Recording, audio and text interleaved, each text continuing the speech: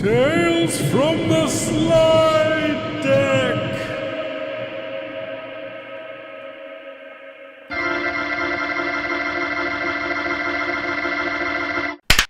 Let's go. All right, boys, welcome back. Hi, good to be back. Good to be here. We're doing another live episode. I mean, they're all live. What he means is we're all in the same room. Yes, yeah. So we could all spit on each other and shoot each other dirty looks. Should we? Should we start spitting on each Oh, other? I've been doing that the whole time. I've been missing that. You guys do spit stuff when I'm not here. Yeah, that's part of our pre-Discord call warm up. Yeah, it's just Talking loogies in each other's faces. nothing but spit shit. Well, it's good to be back. Good to be here. I didn't do it when I was in Texas. I thought that was our thing, Ryan. Yeah, I don't want to break your guys' tradition here. So if you guys need to take a moment to go spit, I'll filibuster here. But welcome back. Welcome back. This is Tales from the Slide Deck. I'm Zach. To my left is Taylor. Hi. And to my other left, to his left, That's circumferencing the entire planet back to this room Yes. is Ryan. Hi. And so this episode is called Bilocation. We were tipping around with how is that pronounced? Bilocation? Bilocation. Yeah, we had a whole bit before even Yeah, recording. Once this title popped up, I just tried so hard not to be like, I don't like this Red Hot Chili Peppers album. Bilocation. Dream of Bilocation. Dude, I do have dreams of Bilocation. Bilocation. Bilocation? That's what I should have done. I should have put a little... I mean, we're never going to... Spanish is not going to come up at all this episode. Could have put a little Latin flair in there. This is like a Kojima word to me. Like, this is a man called Bilocation who's just... Bisexual and in two places at once. Yes. Okay. Yes. Well, Thank you. Taylor, perfect segue, because I wanted to ask you guys to start off. Have you ever needed to be in two places at one time? Taylor?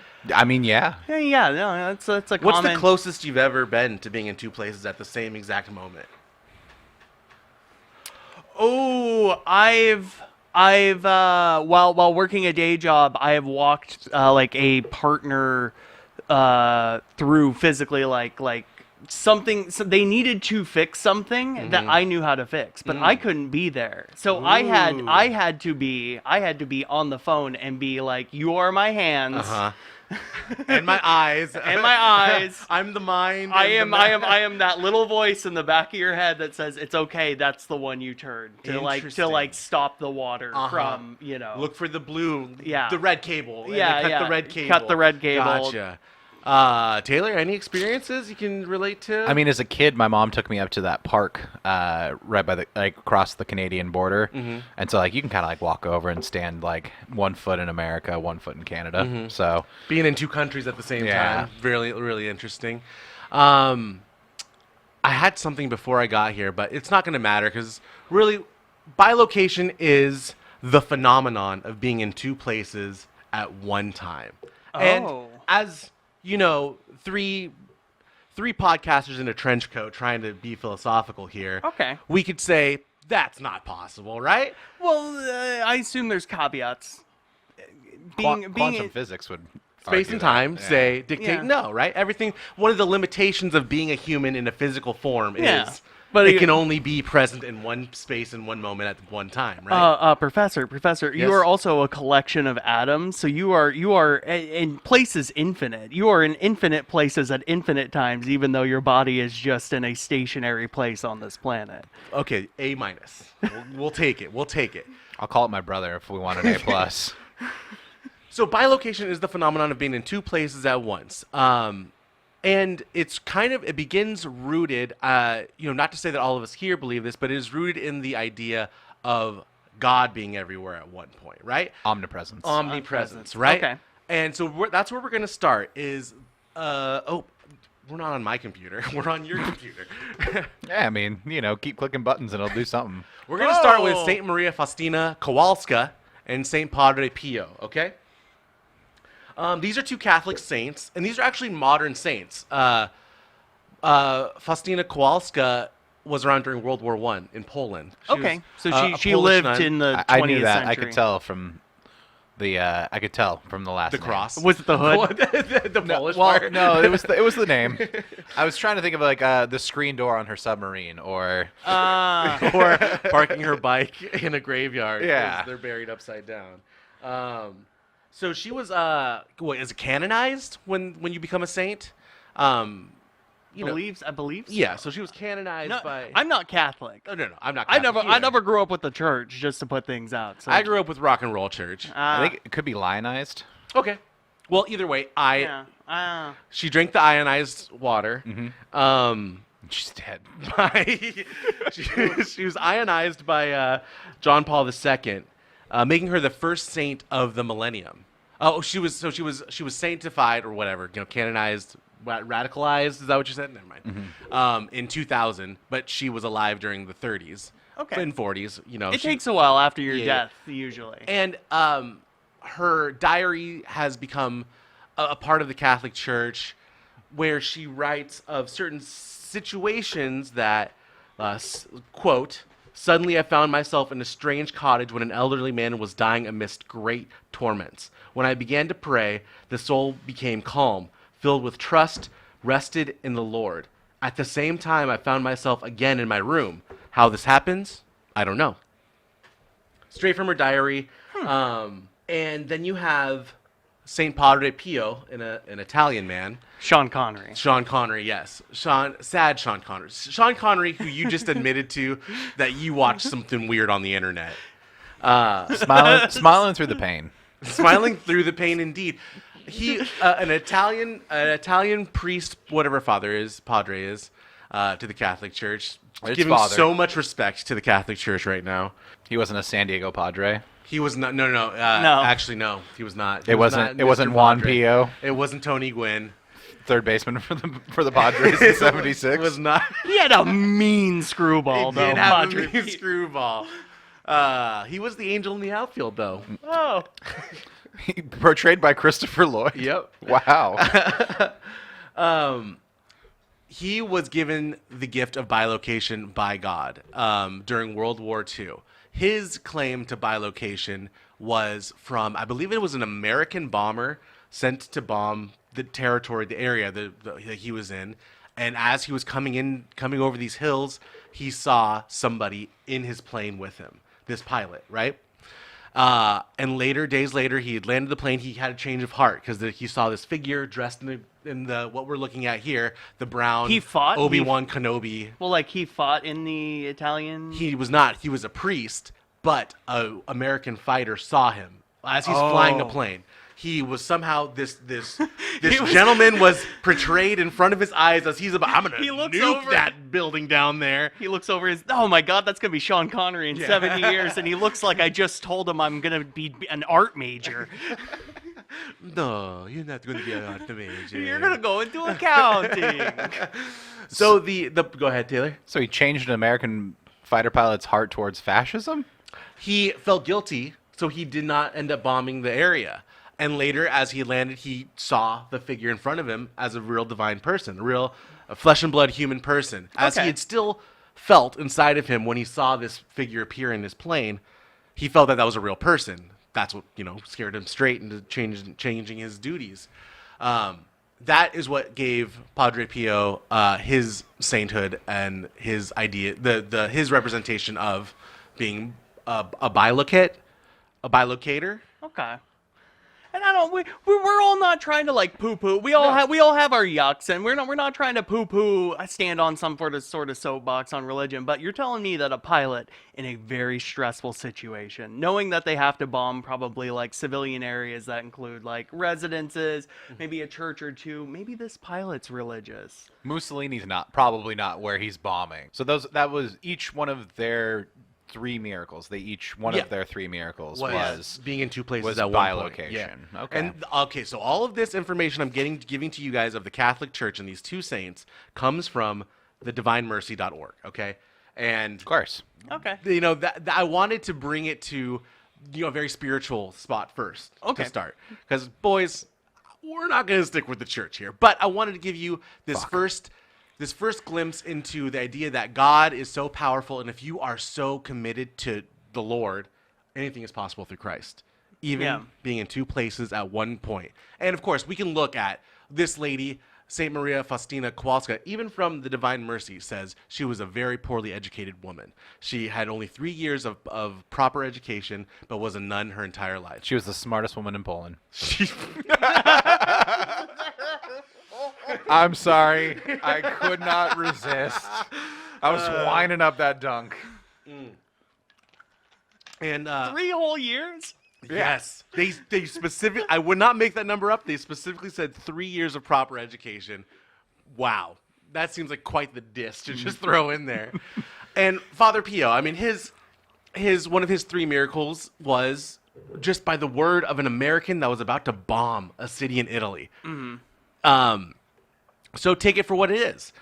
This is the evidence we have from the church, but I want to tell you where my first thoughts of bilocation came from. And in fact, researching this episode, I didn't have a word for this. I only referenced this every time I thought of this moment. Right? When you need to be in two places, when you need to be in two places at once, when you appear to be in two places at once, the idea of there being doppelgangers, multiple of just you being cloned, so to speak. Fred strikes out, guys. What? We're familiar with the Flintstones, right? Very. Very familiar with the Flintstones. Very familiar. Like, Some would say intimately. yeah. No, I Are just... you a Flintstone? Are you heretically a I Flintstone? am pretty Neanderthal. But no, I watched so much like old Hanna-Barbera shit growing up. Yeah. Just late night TV, as well as like, oh, I got to go over to somebody's house to be like babysat for the 2 hours before I get put on like a bus Yeah. for school. So it's just like, it's all Gilligan's Island, Flintstones. The Jetsons were big. Yeah.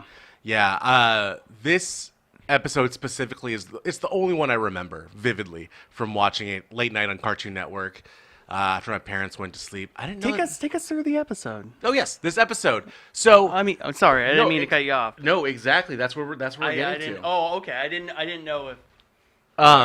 The episode is Fred's in hot water with Wilma. Wilma can be seen. We got the pen tool going. No. Let's go. Turn on speaker notes. Laser pointer. Giving away all of our production. No pen. No pen. Oh no! Oh! Who's that man? You tried to click a laser pointer? That's why I said. Yeah, I know. There we go. Here we go. Wilma. So here we have Wilma. Ah! Right here, the beautiful woman in the passenger seat of his car. Fred's wife. Fred's wife. The episode starts off with Wilma taking a, like a cosmopolitan survey of your perfect soulmate, right? And she's filling out all the answers for what she assumes Fred would answer to these. And comes to find out, well, Fred's a terrible partner. Fred is more relatable to a saber-toothed tiger than to, an innocent bird. So Fred being a real dog shit husband is a Yeah. continuous and father that's it's the a point. running theme and of the friend show. and Yes. employee. Yes. It's very animated honeymoon. Exactly. It's a theme in American television is, oh, look at this schlub and his hot wife. Dad's a piece of shit. Dad's a piece of shit. Hot wife. But the wife's a real. Oh, she got a great ass. So that's where we start off. And as Fred comes home, he gives a prime example of that. He forgot to mail off the letters to Wilma's mother. Oh no. He forgot to stop at the grocery store and buy groceries. So, I mean, obviously this is true. He's poor at communicating. He's bad at fulfilling the duties he said he would do. So he tells Wilma, well, honey, how about I make it up to you? And get this, on the anniversary of me proposing to you, let's go on a date. Oh, it's one of these episodes. It's one of these episodes. But he makes these plans, and it's going to be a great episode. We're going to have a great time. They're going to have a great date. Barney reminds him, buddy, that's the night of our bowling competition at the Water Buffalo Lodge. So It's the league championship. Yeah. that Fred and Barney are participating in. It's that- it's- Barney seen here nodding off from too many brewskis. It's the Mrs. Doubtfire episode where you have to go back and forth between the two. He does. So he starts off with Wilma, and he'll excuse himself to go to the bathroom. Something's upset with my stomach. That's when he will dart to the lodge to bowl his turn, with just enough time to throw a frame and then run back to the date with Wilma. Yeah. Now, this is an unsustainable system, right? It's a house of cards. Just It's a house waiting to tumble. waiting for a gust of wind, Dare I right? say? I mean, I don't mean to diminish this, but No. it's stock TV. It is. You could put this plot line into anything, and Mm-hmm. it's just like, well, that fills 30 minutes. Many TV shows did. Exactly. It's a reference as old as time. The physical limitations of humanity that you cannot be in two places at one time. And I know you started off with a really good example because that's where I wanted to get to. On his last run back to the bowling alley, Wilma, is what a kind lady, shuts the door for him as he's leaving. Right on his thumb, though. So his can't- thumb gets stuck in the bowling ball as terrible one there, terrible circle. I couldn't see it in this orange. His bowling ball head gets stuck on Yep. his thumb. and that ends up being the Yeah. smoking gun. He has to come back and confess to Wilma, babe, I'm sorry. I've been trying to be in two places at one time. But here she is, understanding because she took the test herself with her own answers. And it turns out she also is a bad partner. So she was very understanding, and all is forgotten on this incident of bilocation. And then they sell you some cigarettes and vitamins and call it Mm-hmm. a night. I mean, you can't end a kid's cartoon with like, and then Fred and Wilma are getting divorced. Well, yeah, And it's going to get real fucking contentious about who gets pebbles. 2024 Flintstones does that. Are they still making Flintstone cereal? Yeah. Yeah. You can still buy Cocoa and Fruity Pebbles. Yeah. Wow, that's cool. Wow. And all their like generic store brand knockoffs. So this is my introduction as a child to the idea of being in two places at once. And I always reference it when someone's just like, oh, man, I got to go to my sister's birthday party and I got to be at the holiday party. And it's like, oh, you got a classic Fred Flintstone situation, huh?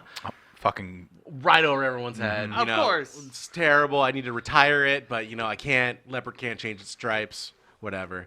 So this episode, we're going to talk about examples in the world of people breaking this idea, doing what Fred did, and being able to be in two places at one time. Maybe. So let's start off with, it was kind of spoiled already, but we're going to start off with the ravishing Rick Rude. Ooh. Look at that stud muffin. And then the guy with the abs is pretty cool, too. Oh, okay. I didn't. No, I don't, ravishing I Rick don't Rude know is the guy. Okay, Rick Rude is the guy with the Rick abs. Rude, okay, I don't know.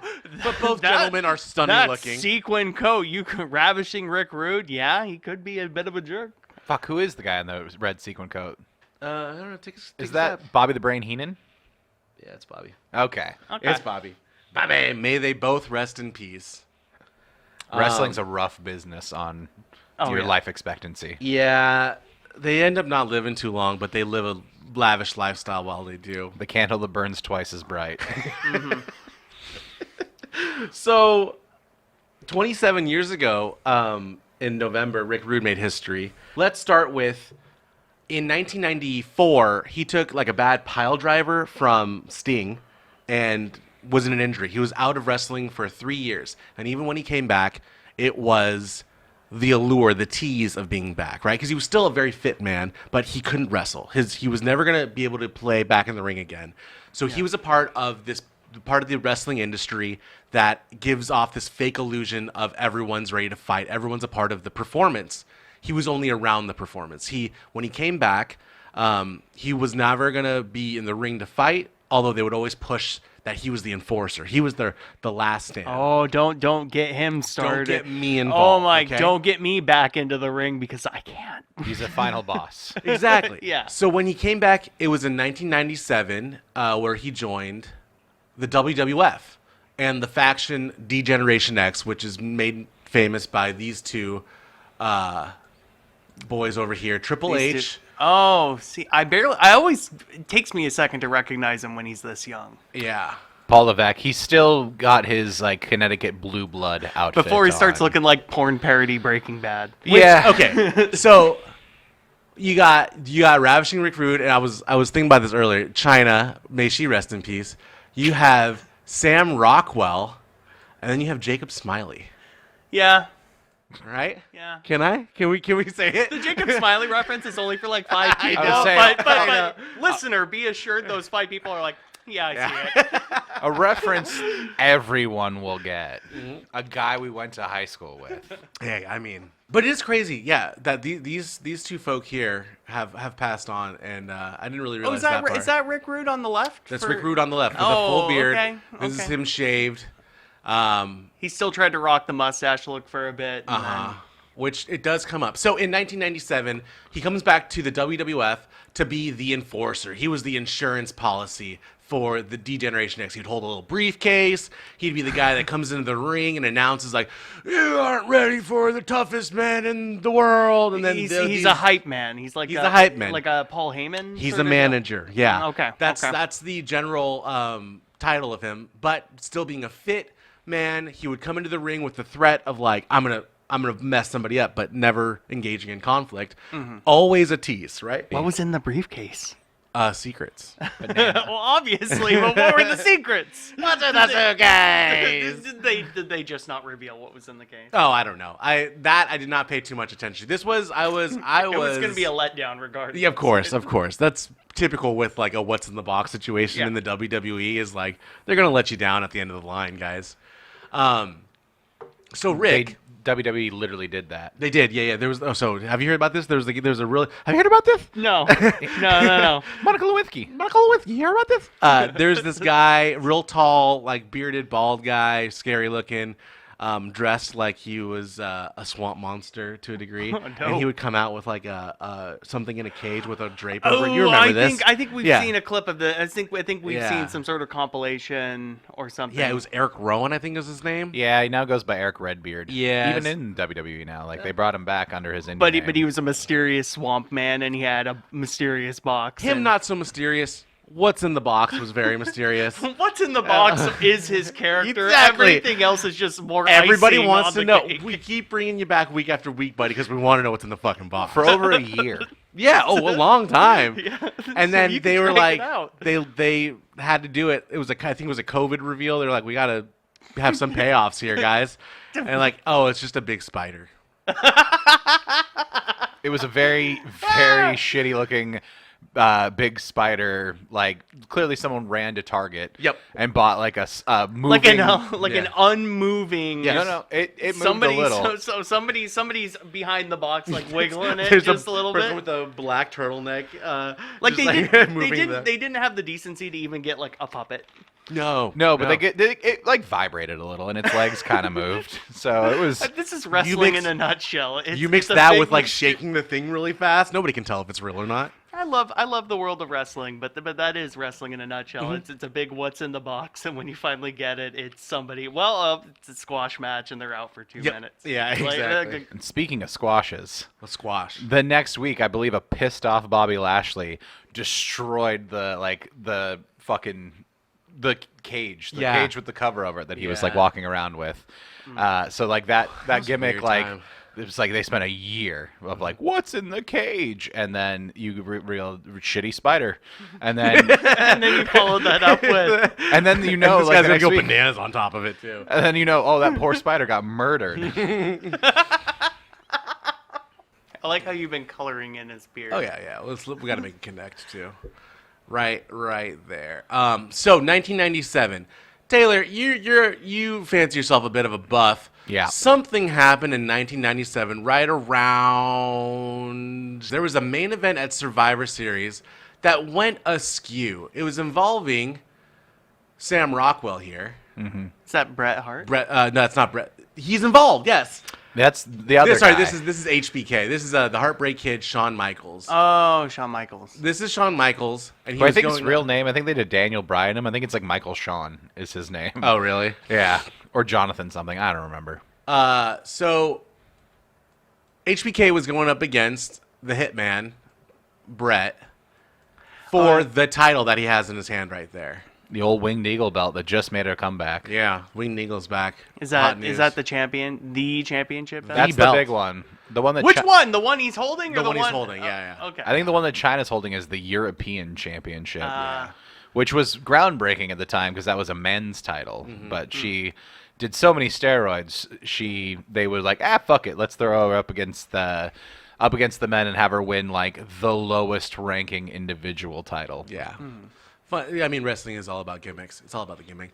And the gimmick that happened the night of Survivor Series was Bret Hart was going to leave the company for the rival. And if you're unfamiliar with the Monday Night Wars, there was a show called Raw's War, as you can see here, with with our boy Rick Rude holding the microphone. Raw's War is the WWF product. And then there was Monday Nitro on a competing cable television channel owned by the WCW, the World Championship Wrestling Company. And so they would go against each other about an hour different on the same night, and it was competing outlandish wrestling productions.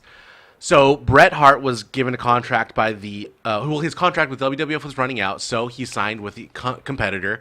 But he was the champion holder. And, to a degree, you got to understand you can't take the belt with you when you go because it's a different company, right? Yeah, I mean, to our uninformed audience, yes, wrestling pre-planned. Wrestling is fake, but there are real companies involved, and when somebody There's real leaves business. one company, they can't take like their image, their their name usually has to change, and definitely not company property like the belt everyone fights over. It's funny you should say that, Ryan, because that did happen.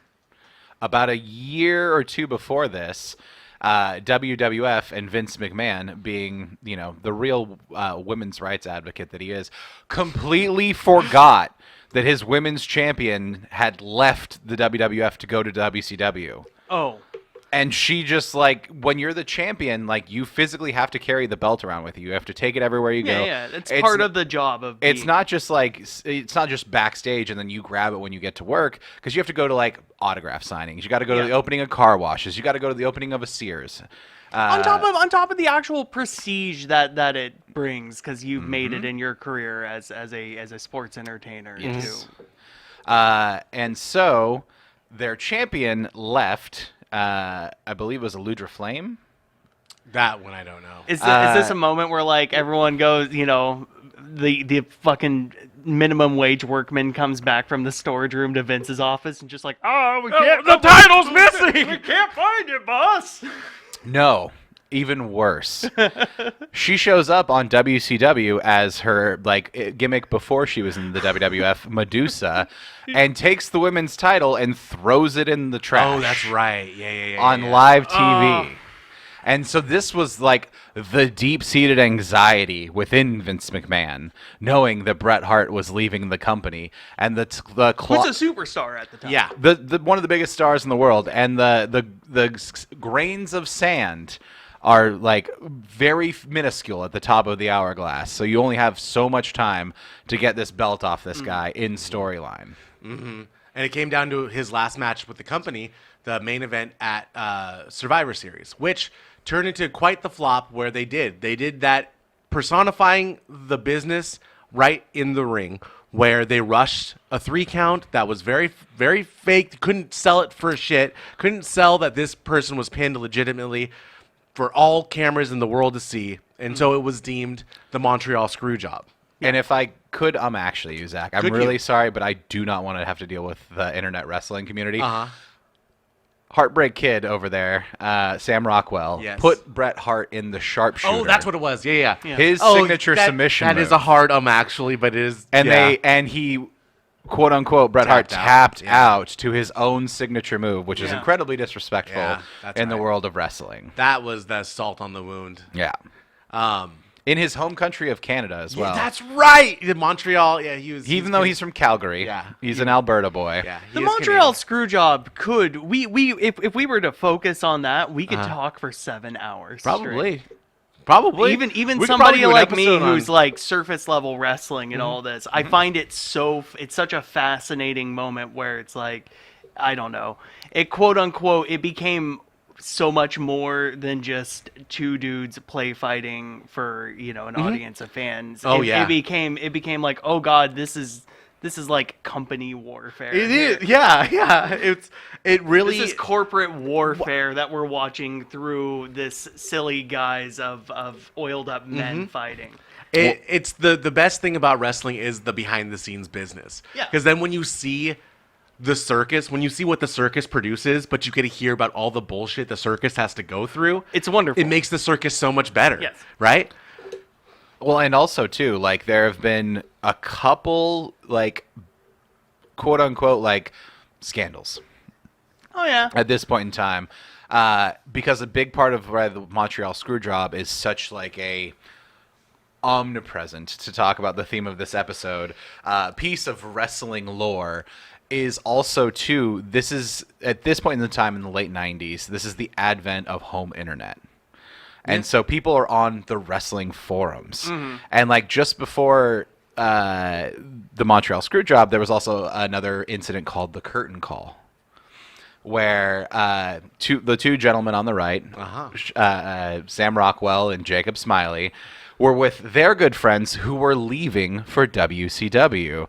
Kevin Nash Yes. and Scott Hall. And they broke kayfabe afterwards. It was a house show.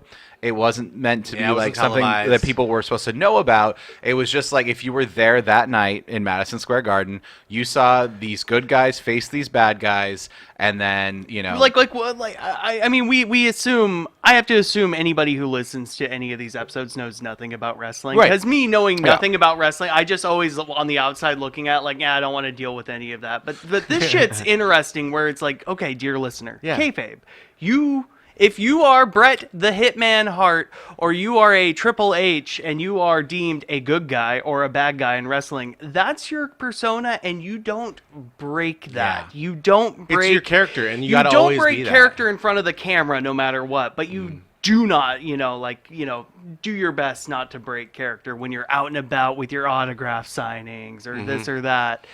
Wrestling had a legitimate curtain call, which is touching. Yeah. Especially with like, It makes it so much beautiful because they are performers. I mean, you both were theater kids at some point in your time, and to be able to break in a production that you did in high school, you do have a curtain call. You have a proper curtain call. But when you have to live your character, when you have to go through the airport still being a heel or still being a face, so like every time a kid wants to autograph, you can't just be like, fuck off. You have to be, you're a face, you're a character forever until you're done with your job, which is years and years and years after. To have certain moments where you can give somebody their flowers, to have your curtain call before what they did to just like holding hands and like taking a bow. It's to even for a moment like that to be so like ridiculed and shamed and whatever. It's like it is going against the rules of wrestling, the quote unquote rules of the theater that you're watching. When we watch the news, if they do a skit, it's usually wink wink hint hint. Hi, we're still the news. Yeah. Like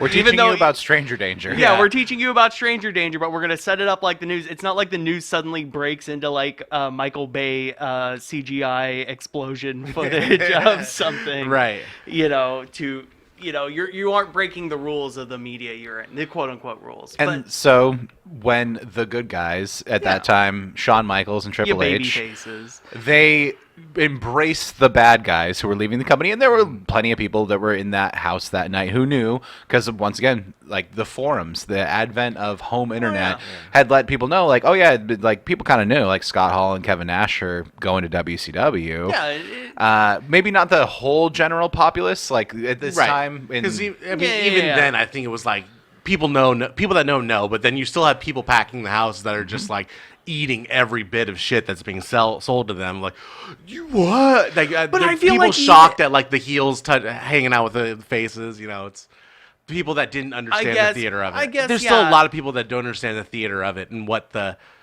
people that look at somebody being a heel in wrestling and being like, yo, that's a bad person. Wrestling is still attempting at this point in time to maintain the air of kayfabe.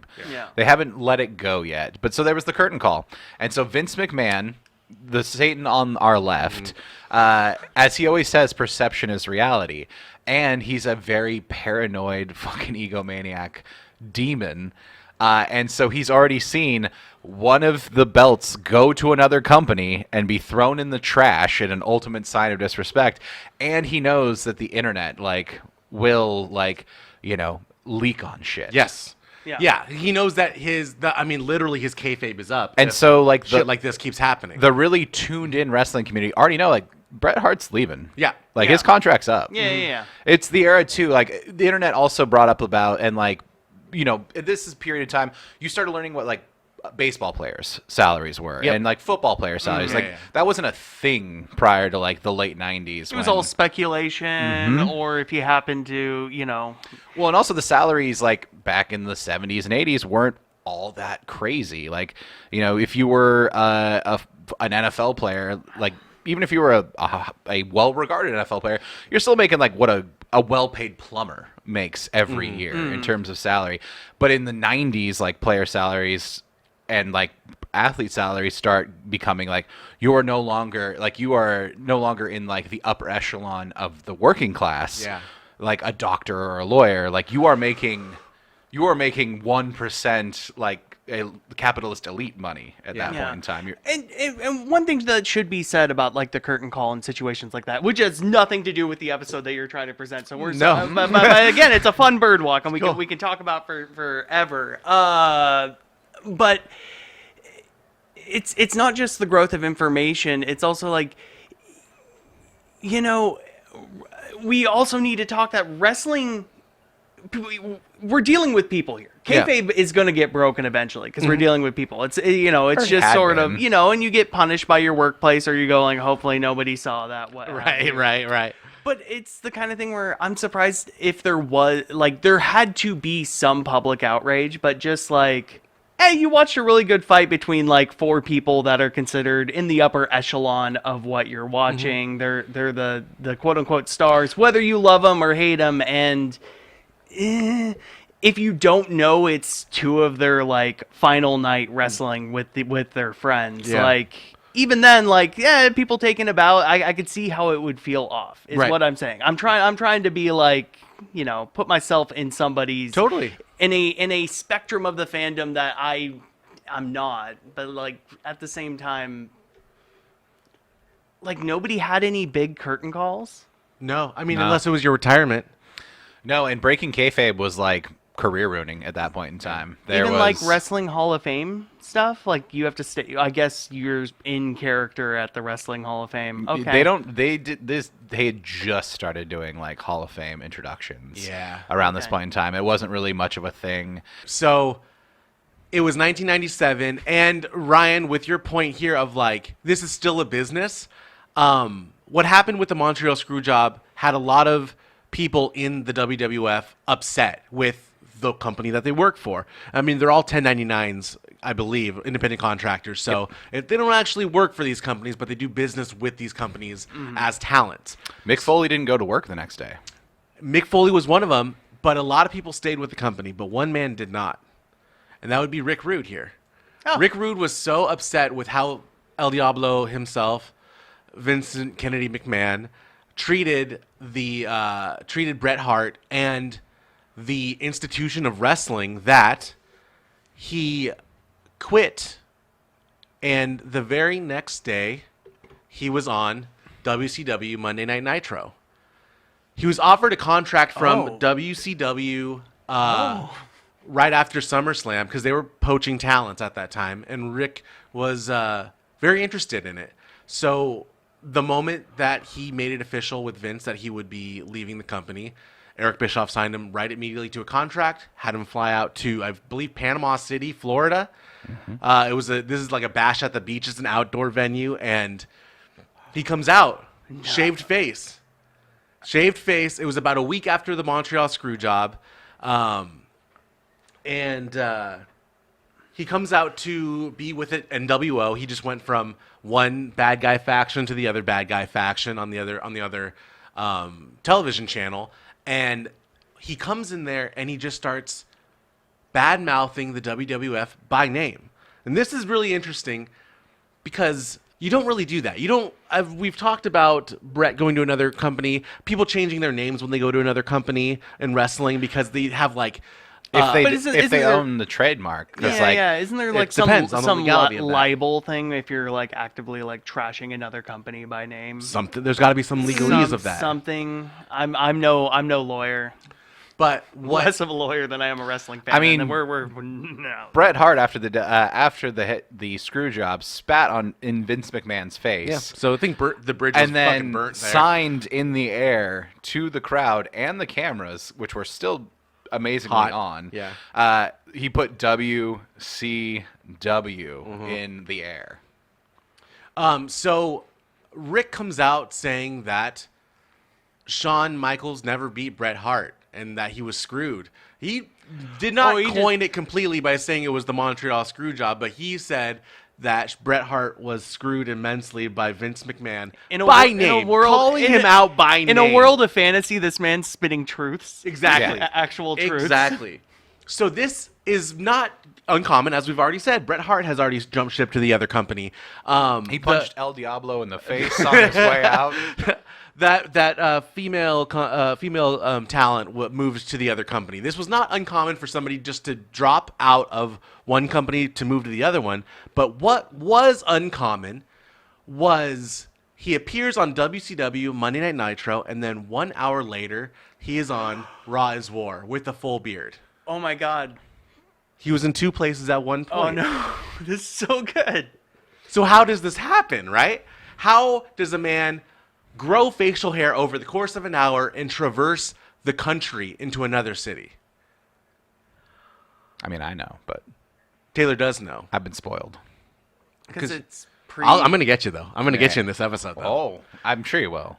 Well, because they film what they filmed wrestling on like Saturdays, and then pre-tapes, pre-tape Saturdays and pre-tape Sundays, basically. Monday Night Nitro's edge is live. Was that they were live. Oh, Raw would record their shows when they got to a city, and they would record a Monday episode. They'd do a Thursday. I don't know if they were doing SmackDown at the time. Didn't exist quite yet. But they would pre-record their stuff so they can get all the cussing and all the boobies out of there before it hits the air. Okay. So Rick Rude comes out, introduces D-Generation X, and this is where Sergeant Slaughter comes up, as I told you last night. Mm-hmm. His last action in the WWF ring before leaving was holding Sergeant Slaughter as D-Generation X beats him up with that fresh title that they just took from Bret Hart. Mm. So he quits. They've filmed it. It's slated. They can't take any of that out. They can't just cut that part out because the guy doesn't work here anymore. On the wall in the post-production room. His eyebrows could not get redder. This really reddens my eyebrows. Obviously, Rick Rude became like a figure in WCW. Mm-hmm. Like obviously he went to full, because this feels like you're burning bridges and then some. Kinda.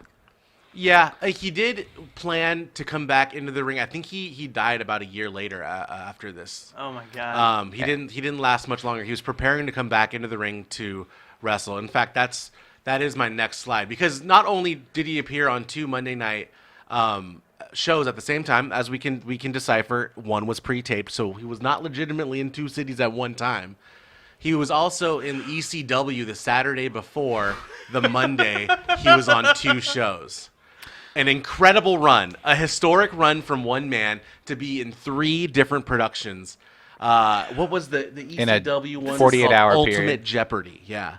This would be so interesting if somebody made it their gimmick. Obviously, it's not a sustainable gimmick. Exactly. But if this was their gimmick, that they You are in 3 separate fictional universes that are live entertainment. There is one wrestler. His gimmick is his first name is Johnny. And then his last name, whatever company he goes to, is some parody of I'm Johnny Wrestling, or Johnny ECW, Johnny Nitro. Johnny Nitro, yeah, Johnny Smackdown. Johnny Wrestling. Johnny Wrestling. And he's gone to I think he's knocked it out of the park, batting 1,000. He's trying to get a bingo. He's trying to get a blackout bingo, to be specific. Yeah. He's been in a Smosh video. That's how much wrestling he's done. Johnny Smosh.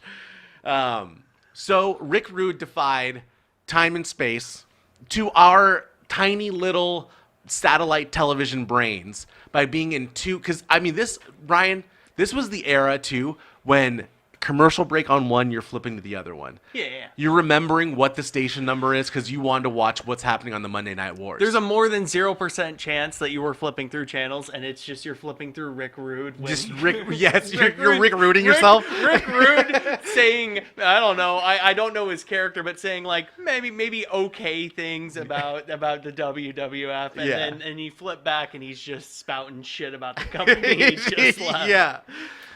An incredible feat in time and space, something that will always be remembered, because WWE even did a little vignette documentary, a 10-minute video that's on YouTube about the night that Rick Rude was in both places. Of course, it's very fluffed with why he left, what he said on either station. History is precedent. Oh yeah. Well, and the victor writes history. Yeah. And WWE, spoiler alert. In fact, Google Montreal.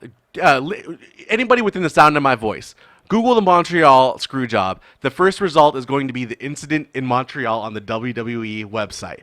Refused to own it to a degree, calling it the screw job. The incident in Montreal. Fantastic. A fantastic example of rewriting history. But Wikipedia's got our back. Yeah, because at this point, WCW is less than a decade from being owned by the WWE? They're less than 2 years. Less 3 than 2 years. Yeah. Okay. Yeah, right around They didn't there. make it before those towers, and this is 1997. Oh, okay. Yeah. Towers won. It's a rare Towers win. A big part of the reason why like a lot of people left the WWF for WCW is Ted Turner, the media mogul, the guy who owned the Atlanta Braves. Dude, which I hear they have a great documentary about the guy. I mean, it's a dry, boring one that just came out, but it's about him trying to better the world through his media mogul monies, making the Goodwill games and everything. The guy who like was a true billionaire versus a guy who was like portrayed himself as a billionaire on television. Walt Disney with money. He replaced a little bit of crazy with money. Yeah. But still a lot of crazy to go around. So he owned WCW, and he didn't really give that big of a shit about wrestling. He just knew that it drew. He just knew that it drew numbers to the Turner Broadcasting System, TBS, and so he effectively like, well, the numbers are great. We're hitting, we're battling it out. We're number one in the time slot for our broadcast period for 84 weeks. WCW beat WWE, and so he kept greenlighting, like, just write bigger and bigger checks to these wrestlers, which would inevitably, unfortunately, become its downfall. Yeah, every empire has to fall. That's how we remember them. So this concludes our segment on kind of the most distant and most debunkable bilocation claim. Claim. Thank you very much. Claim of our evening. Okay. A man that seemingly was in two places at once, shaved in between, grew facial hair in between the sequence of being in two places. But to talk about somebody who has been in two places at one time, we can only... one of my first thoughts is the man himself, Deion Sanders. Prime time, right? How familiar, Ryan, are you with prime time Deion Sanders? I'm gonna go more than 0, but less than 1 out of 100. I love it. It's somewhere on the spectrum. I'm somewhere way down at the bottom of the spectrum. Taylor, you have some sort of reference to Deion. I know he was in his prime. Coach Deion? Coach Prime Time? Coach Prime.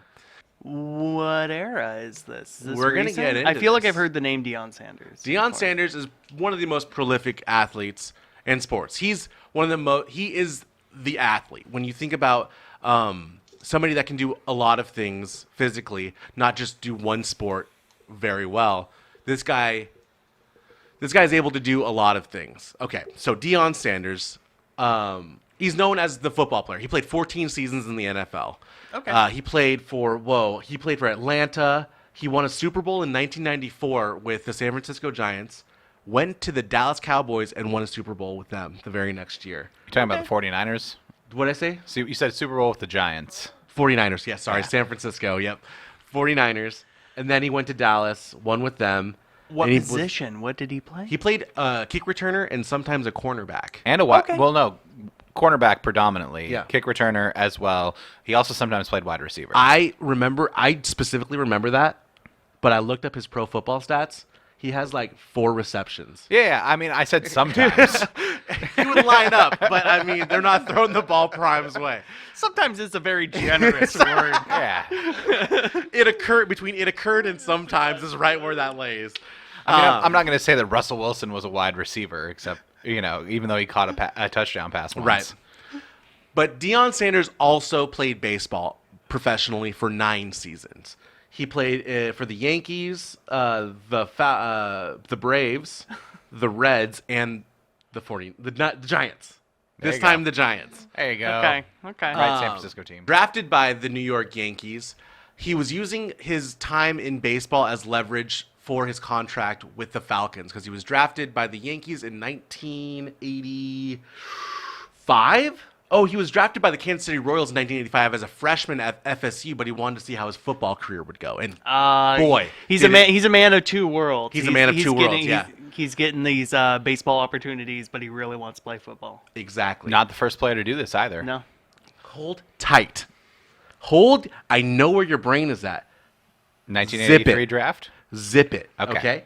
Okay. So in 1989, he was drafted in the 30th round, and in baseball, there's like a gazillion. There's like 1,000 people picked in the draft. Yeah, there's like a bajillion games. There's 80,000 players. There's a whole economy for one team that spreads out through 7 cities. Some say they don't even finish the draft by the time the next one starts. So yes, the 1987 draft is still occurring to this day.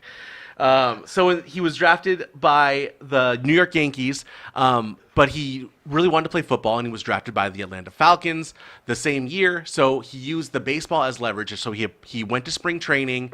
He played Double-A baseball for most of the season, but he was slated to leave. He was going to leave to go to training camp in May or June of that year For football? for football. Yeah, it's like late June, early July. June, he was going to start transitioning to football, leaving his AAA team. But on May 31st, they bumped him all the way up to the Yankees. He got to play in the majors in his rookie year. The show. And they're just like, I mean, you're pretty good, kid. He was a speedster, so he was the guy. Again, on the right, looking like you just told him, I'm going for a liberal arts degree. this is how your dad I want looks to be at a you. painter. Houses? No, portraits. We're gonna see this is what his son is gonna see if he doesn't get drafted in the first round in Yeah. 4 months. Yeah. I like to believe that these were the same day. Oh, no, I guess the chain is not showing. Oh, it is showing right there. This is the main photographer. And then this is the Donruss guy was like, I'll take a different angle. They got Zapruder, Yeah. 58 feet Don back. Russ fucking sports cards, the number 19 fucking ranking.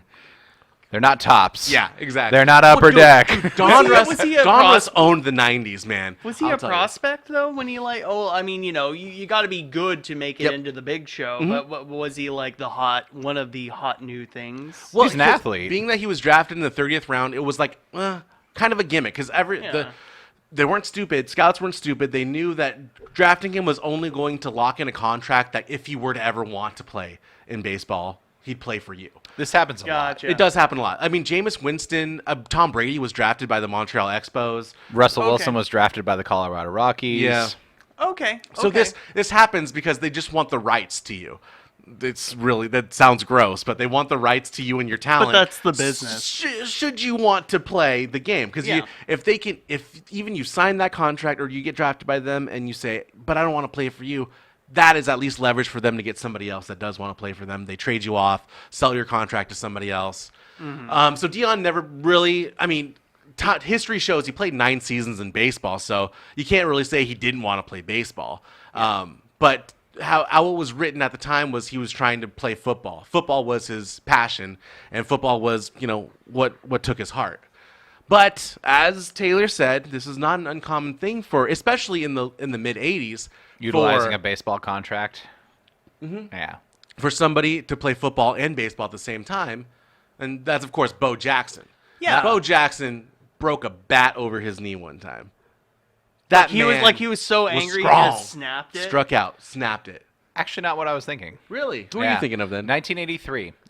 In the 1983 draft. Jan Elway? Yes, exactly. Yeah, John Elway. Juan Elway? Jonathan Elway no. had been drafted by the New York Yankees. Yeah. And then he was also drafted Oh, by yeah. You're talking leverage, too, because he was drafted by the Colts. the Baltimore Colts. Did not want to play for the Colts. Told I will kill myself and I will play baseball as long as I do not have to play for the Colts. And forced the Baltimore Colts to trade John Elway to the Denver Broncos. But same thing, Eli Manning was drafted by the Chargers and didn't want to play for them, so Daddy said, I don't have to play for you. he wanted Manning Bowl. Yeah, so he yeah. wanted a Manning Bowl. I mean, these things happen, but Dion took a page out of John Elway's playbook of Yeah. oh, hey, he was able to leverage the fact that I've been drafted into another sport. Yeah. I can use that as leverage to get what I want in the sport that I actually want to play in. Absolutely. And so, he, even though he was drafted by the Falcons, he was able to use the fact that he was drafted by a baseball team to be like, well, you know what? You're both kind of fall sports. I'll go play this one. And, you have to give me what I want for me to come and show up and play ball with you. So somebody who did revolutionize trying to do both successfully was Bo Jackson. Bo Jackson drafted by the Kansas City Royals.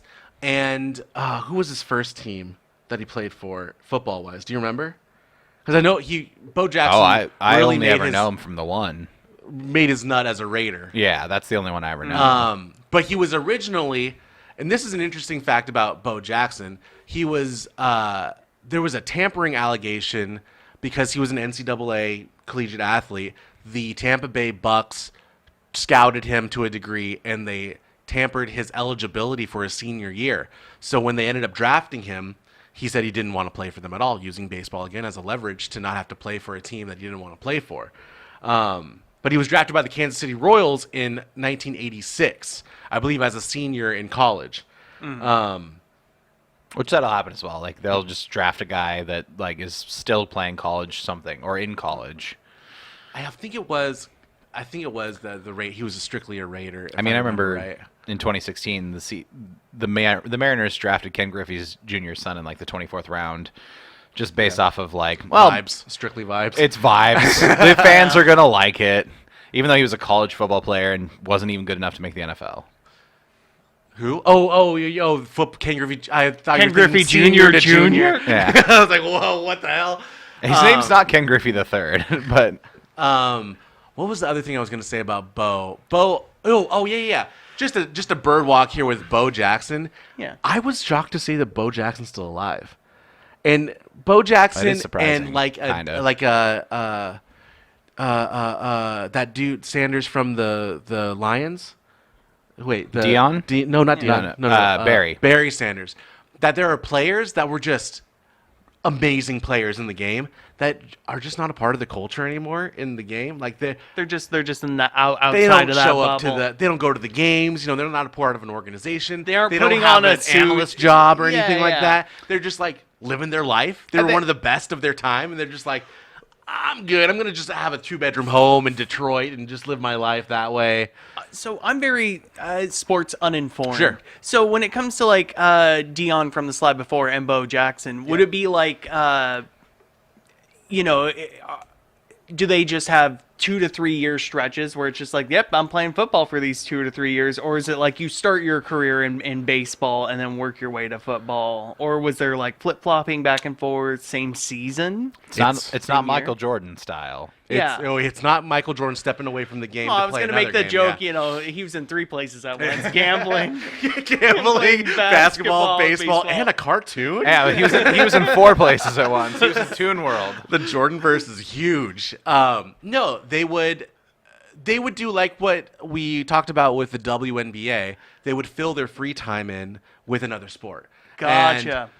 And for the most part, the arrangement of contractually was, I'm going to leave at some point. I'm going to be done at this certain time, which we're going to get to. And I'm going to go play my other thing that I want to do, that my bigger obligation. I'm here for you for a certain amount of time. And it was only, I would say, in the case of Bo Jackson, that he was an asset so much in baseball to be a 100-game, 120-game starter.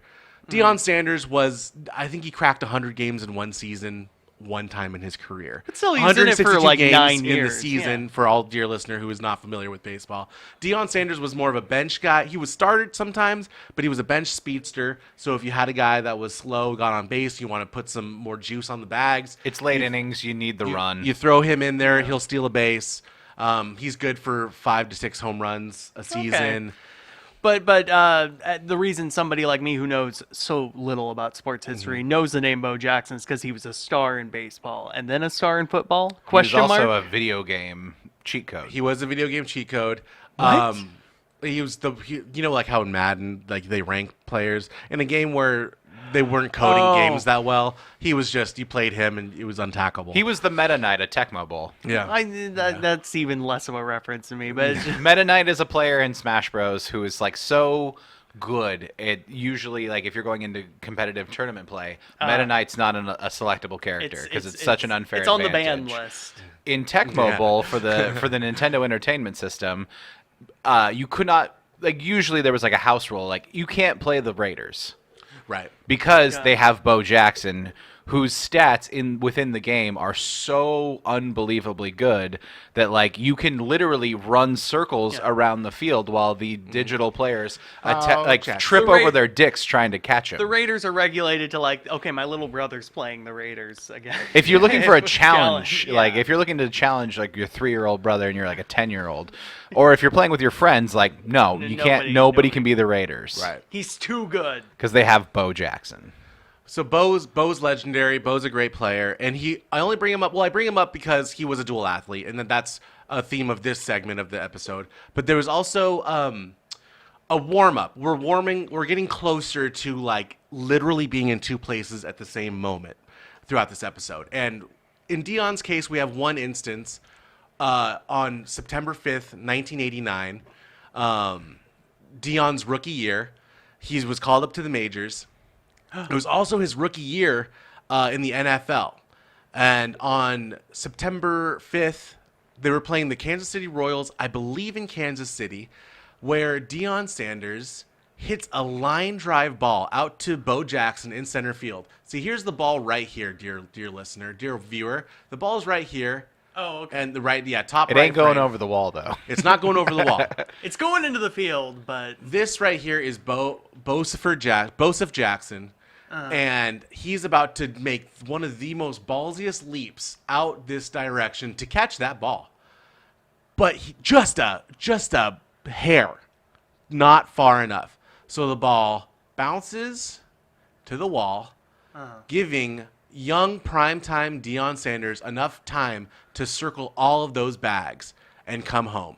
Now, this moment is way better watched than to be shown in 5 images. I will tell you that right now. So if you have time, check up September 5th, 1989, Deion Sanders. An inside the park home run. Because the way Deion Sanders knees this catcher right in the MFN face That's his is fault. beautiful. Yeah, wrong place, wrong time. Yeah. The throw, because Bo was laid out, so the right fielder, I know we're getting technical. We're getting the weeds of baseball. I'm breaking a play down for everybody. It's okay. We're going to rush through this. The right fielder comes over and retrieves the baseball at the wall.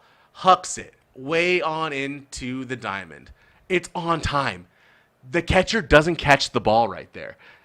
Does he get knee in the face?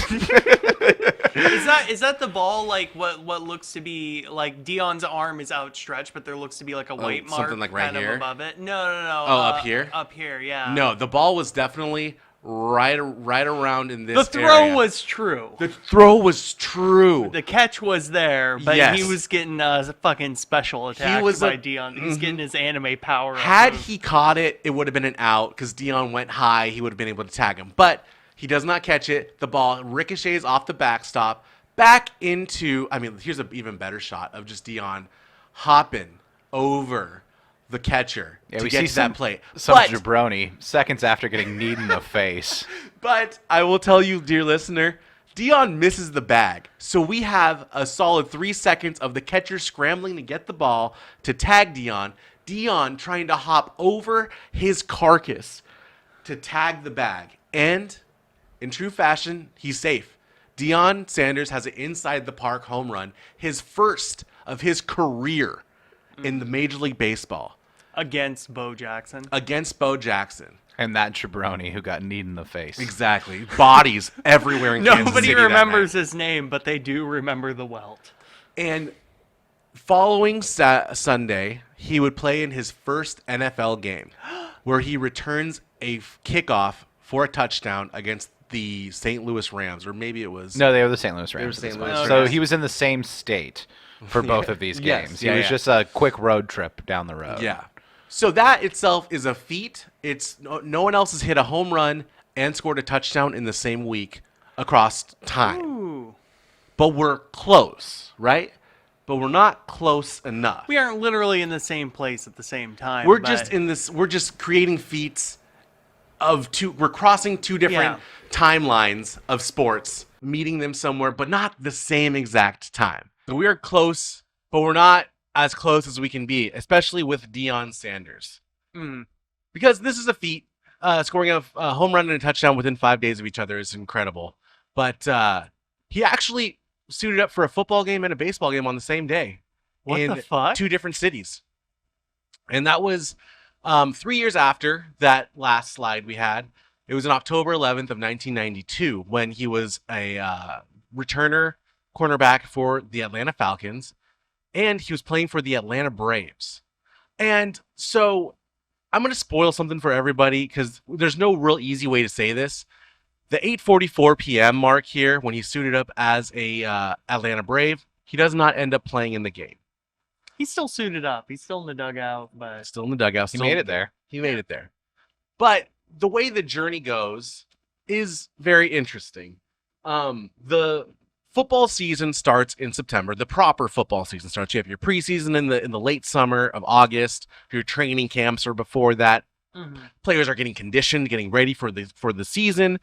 Then you start your season typically at the beginning of September. And baseball, on the other hand, goes from what is it? May, the beginning of spring, April 1st. April 1st is the unanimous opening day. Or as For close to April 1st. As close to you April. Yeah. Yeah, I mean, they really, really tease you with, like, we're going to go to Tokyo and open the season. These games actually matter. Don't get me started. can. Well, opening day usually isn't like a weekend. It's usually Like- Opening day is a series of like three to 4 days across all cities where baseball has begun. And it goes from April 1st-ish to October 1st-ish. ish. Yes. So in the problem of being a dual athlete, you have about a month of breaking somebody's heart. In Deion Sanders' yeah. case, he was going to break the Braves' heart, but interestingly enough, this year, Braves were doing pretty good. They're playing October baseball. oh which yeah. is- So then what? They're in playoffs. They're in the postseason. They're Okay. not just in the postseason. They're in the Major League Baseball postseason of 1992, where there was no wild card. You just went straight into. You had to be the best of your division. Then you played the best of someone else's division, and then if you won, then you played the best of the other division winners of the whatevers. They were in the championship round. They were one round away from the World Series, and they would end up going to the World Series. Oh. They went deep into the postseason, losing in the World Series. So he couldn't break the heart of the prospect of being a player to win the World Series. You can't just like walk away from a team for that. Well, it's a childhood dream for any athlete, Yeah. regardless Exactly. if football is your primary sport. Exactly. To be a part of a championship team is every athlete's dream. So he had to break the hearts of the Atlanta Falcons. And luckily enough with the baseball schedule, it's typically a midweek thing. I think what we talked about in the Chan-Ho Park episode, somewhere I believe I explained Sunday night baseball is reserved for one game a week. Mhm. Typically, everybody that plays baseball on a Sunday, if your schedule permits, plays it in the early morning. They use it as a travel day to get to the next city or just like a night's rest. Everybody gets Sunday night off except for 2 teams that go against each other in all of the season of baseball. So typically he had his Sundays free, but that doesn't mean he had his weekdays free. He was playing throughout the week for the Atlanta Braves in their quest in the postseason, missing practices, meetings. He would show up for the games, and everyone hated that. Everybody hated that. So I think I'm getting a little Also ahead of why myself. he was relegated mostly as a return specialist. Yes, a very During that period of his career. So I assume what I'm getting from this, because that's a lot of info. lot, yeah, sorry. Atlanta didn't really care too much for this guy because he was never in the sport that, like he never really did anything. No. The Atlanta, if we're talking about the city, Yeah. loved him. He plays for both of their teams. Yeah. Beautiful. As the owners of those teams, Oh, okay. as the people playing alongside, Deion Sanders is the poster child of being a diva athlete. Yeah. Getting the special privileges. And what we're going over in this era of the slides is really an example of how he kind of got into that status. He would be missing meetings because he had other obligations.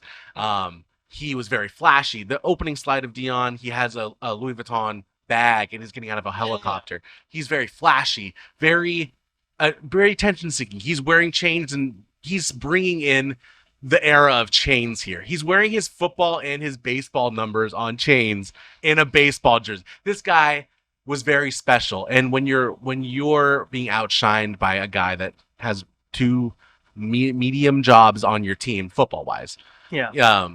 Dion also figured out that like you can also be a brand. yes, Yeah. yeah, Very This is in the era of like, infancy of this. yeah. Where it's not like you're just an athlete. You're just a guy who, plays for the team everyone likes. Like you're a brand. You can sell yourself beyond just, what your athlete status is. You can be a media like brand in and of itself. So I think the next slide I have, yes, here's how that stretch of time looked.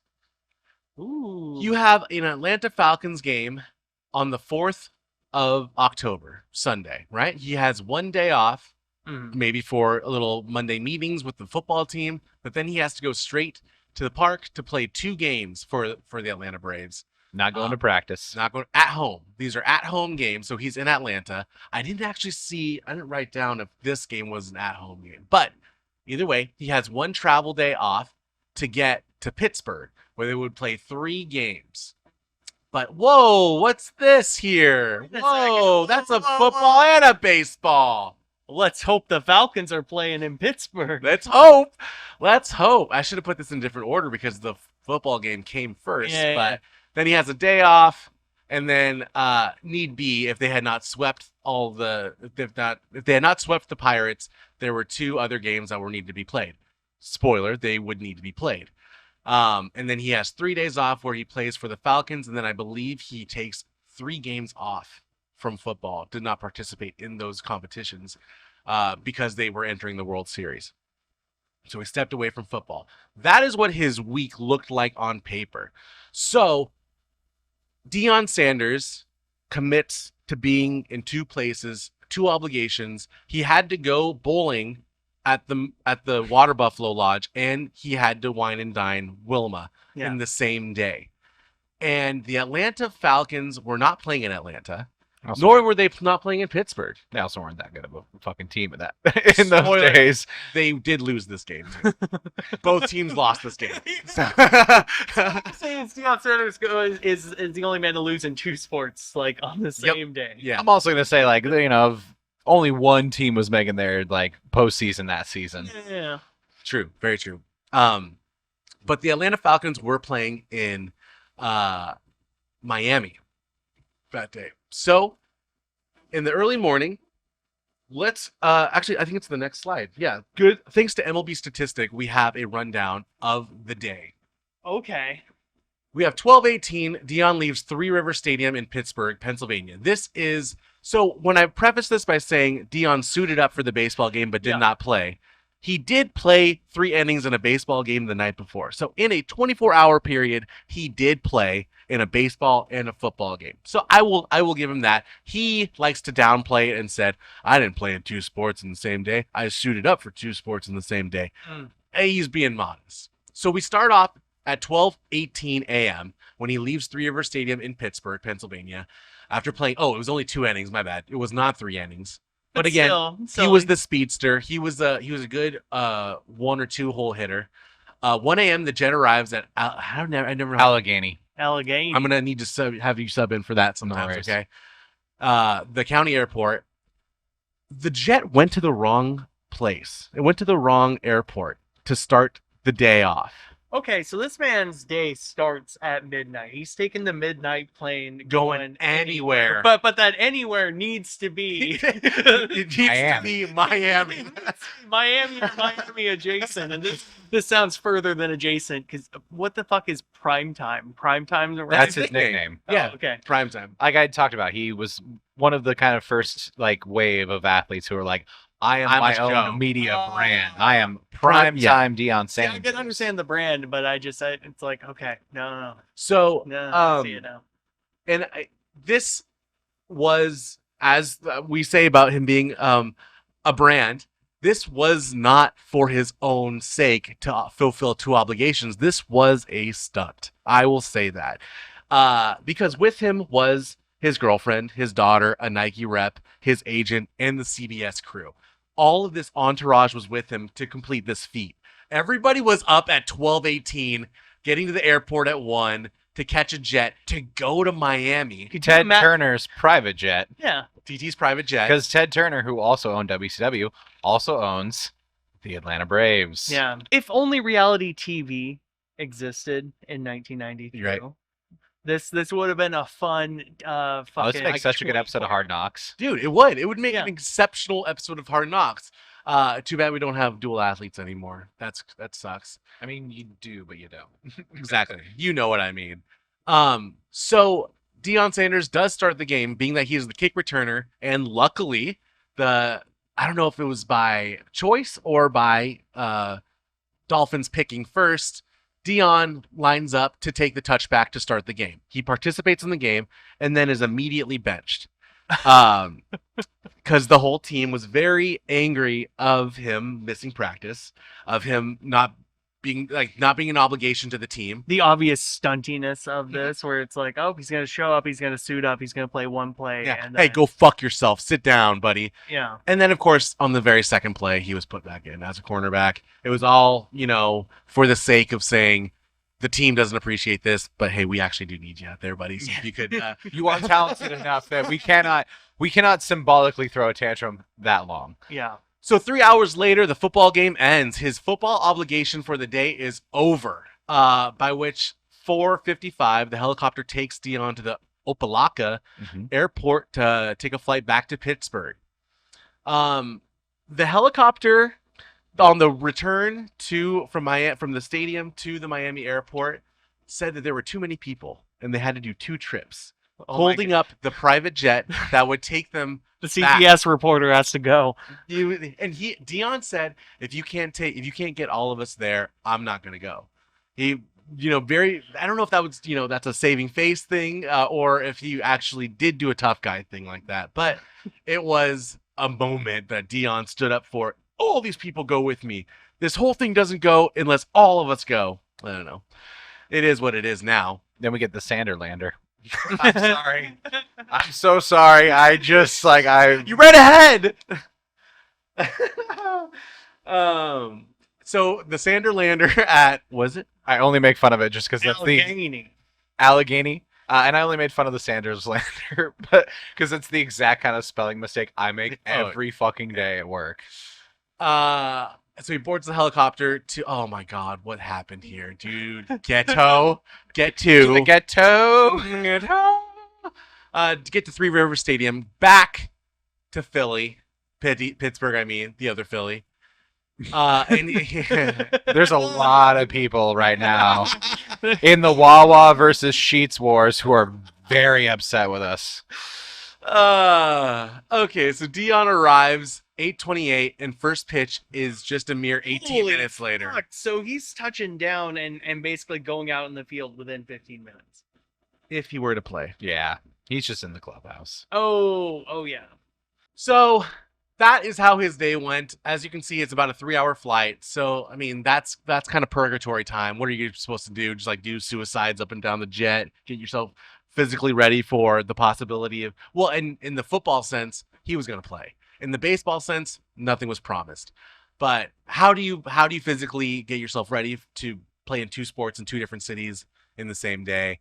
I don't know. It is quite the feat. And as we'll say, Deion said he only suited up for 2 teams in the same day. He didn't actually get to play in 2 games in the same day. But it's still an incredible feat for one person to do. And this just was one of the grandest photos of him after the football game, just like getting ready to go with the big phone. Oh my gosh. And then, of course, Upper Deck made a special baseball card for him. Celebrating. Anamorphing Yeah. from a baseball player into a football player. Oh, that's what that is. Yeah. It didn't strike me that there was. I was just like, man, I like this sport where you got 2 baseball players, 2 football players. It's a great game. But I mean, inaccurate too, because this was not from that game. It's just a novelty fabrication of for commercial marketing, brother. And then, of course, another fun pick to commemorate the man's dedication to 2 sports, to 2 teams, 1 city at a certain time. I mean, he only played, I think, like 2 years with the Braves, something like that.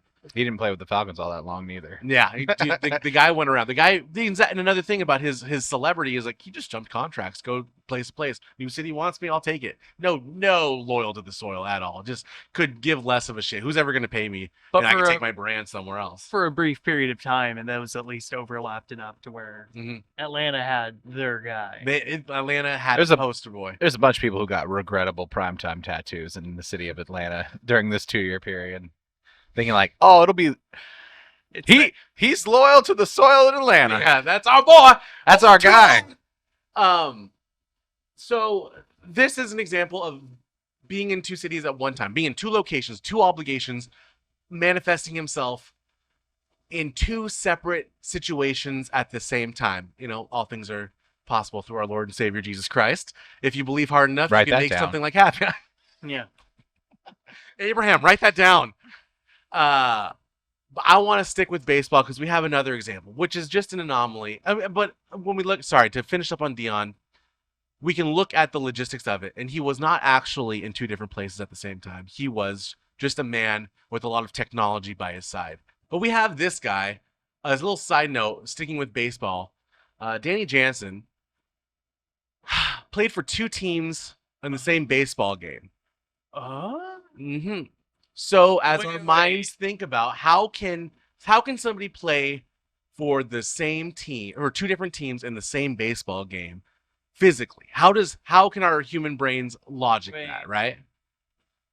Well, also there's 2 dates. So Yeah, no, I'm looking it's a little at- confusing. Oh yeah, spoiler alert. Please break this down for me. Okay, so there was a game that occurred June 26th of this year, 2024, that Danny Jansen was the catcher for the Toronto Blue Jays. And somewhere in between in July, before the trade deadline, he was traded to the Boston Red Sox.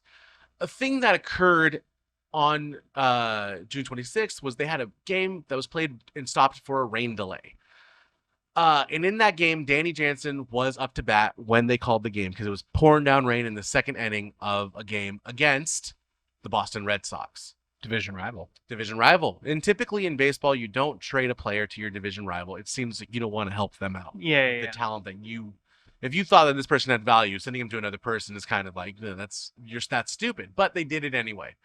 So The Blue Jays are kind of a stupid organization. they kind of a lot of Seattle Mariner energy in Toronto. Real Crody energy in Toronto. So what ended up occurring was Danny Jansen, traded to the Boston Red Sox, would participate in the when they bring the game back. I don't know what the word for that is. So when a game is delayed of rain, They have to play the rest of it some other time. some other time, Yeah. but not immediately. No. Well, if it's the last game of like a 3-game, 4-game series, like you're not. Oh, you can't fuck up. There's You've got to be in another Yeah. city. Yeah. the domino effect of having to So- fit in another game. But with the scheduling of baseball, so as Taylor said, if it's the last game of your 3-game series, you got to go to the next city. You can't do it. If it's the first game, they'll try to make that last game a doubleheader. You'll play 2 games for the Okay. price of one on one terrible day for the players. But if that schedule can't work out, the next time those two teams play against each other, hopefully in that city that they originally played, and when you're division rivals, you play against each other several times. You Frequently. go to that You're city- going back and forth between each other. yeah. You're each other's competition pool. So they did have another opportunity in August in Boston to Run it back. run it back. Danny Jansen is a catcher. So when he was traded to the Boston Red Sox, there was a lot of speculation of when they bring the game back up. Because the game Well, he's starts playing. right where it left off. I don't. Okay. With the same pitch It's count. same pitch count, inning. You hit It the doesn't have to be the same players though. You can change your pitcher. You can change your whole entire lineup. Okay. But it does pick up exactly where it left off. You can be with different players. And that's what happened. Danny Jansen, playing for the Boston Red Sox now, caught the remainder of his at-bat that he started on June 26th of 2024. Oh. And so box score-wise, this is a man that was on 2 teams on the same exact day. He was a player that went up to hit in the second inning, got 1 strike on him, and was unable to finish his at-bat. So a pinch hitter came in, and on that same at-bat, he was behind the bag catching for the pitcher that was throwing against him just 2 months earlier. So I mean, if we're looking at the matrix code of fucking scoregami in baseball, only player to start, 2 outs, bottom of the 7th inning as a batter, and then switch to a catcher. To play for 2, yeah. Someone hit pause on their MLB The Show 24 game Yeah.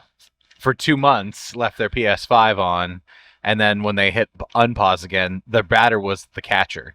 Exactly. So this is, and very plainly, very simply, he's the only player to play for 2 teams in the same game. Wild. And as our brains cannot imagine, because that's not actually true, there was 2 months in between, and he was traded to another team. That's how we can logic that. There's actual time, and then there's, as we're getting closer and closer into your focus on this episode, And it's like you have 2 people in the same game time. Yeah.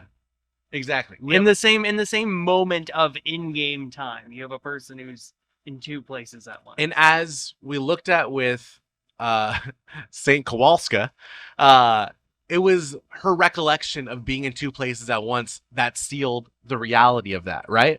Perception is reality. Perception is reality. Yes. And baseball, we now have cameras to describe what happened, but baseball is really defined by the box score. And you can see in the box score that this man was in 2 places at the same time. He caught his own at-bat while playing for 2 different teams. And I fear that my payoff may not be as powerful because I don't have exactly the sauce, but I do have another baseball example to go over. Danny Jansen created a feat. He's the only man to do this. We have the reasoning. But we need to talk about Joel Youngblood. Holy shit. The baldest man in all of baseball Does history. he not look like a New York firefighter? He looks like a villain in some was on the mid-2000s movie. He was on the pile September 12th. What? He was pulling off debris. Congress has denied this man health care so many times. Joel, for me, he exemplifies that kiss I love from baseball. That everybody has their little piece in the big puzzle of baseball. That your edges are just rough, but you have to be there. You fit, and your piece matters to make the whole thing beautiful. Joel is, not an accomplished baseball player whatsoever. Very mediocre as a player. Okay. One all-star year, but that's because every team has to have an all-star, and he was just on a terrible team at the time. He was the best player on the working team. He was the best of the shitty. But Joel has his little piece in history. Like Mike Cameron has this spot in history of, hitting 4 home runs in 1 game. Felix has his spot in history being one of 26, I think still, men to have pitched a perfect game. Joel, not significant in baseball. He bounced around a bunch. He was drafted by Cincinnati where he won the World Series, so I guess that's an accomplishment. He got a ring. He got a ring. I mean, he didn't win it. He didn't. He didn't. He was the Moral support. it's still on my hand, so I mean, he still got a ring. then immediately after the next year, he was popped over to St. Louis, and then St. Louis traded him that season to the Mets, where that's his all-star year, is 1986? 1981. He was the Mets all-star. And Mets are the Mets. They're another, like, why do you keep doing this? A lot of baseball is full of why do you keep doing this and keep us suffering franchises. If you hate yourself, Looking at franchises. Exactly. Looking at you, Seattle. Yeah, exactly. Yeah. Okay. Exactly. So in 1981, he becomes an all-star, and that's like his resume chip, right? If he's going to negotiate a new contract, which it was his contract year, he's going to use that all-star nod as like, pay me a little bit more. And what in all sports, a player that is on their contract year is a big trade bait. Taylor, you know this, right? Like in baseball and basketball. And football. Football, it's become more common now. If it's the last year of your contract, the team is not going to sign you at the end of the year. They're going to trade you to somebody else, try to get some product back for you, and let that other team decide if they want to sign you or not. You're in a precarious position. If you have value as a trade, the team knows, like, well, we can get him as a free agent next year. So it actually limits the trade pool of like teams that really want to go after that player. Okay. Because it has to be a team that, like, we're just a piece away. Yeah.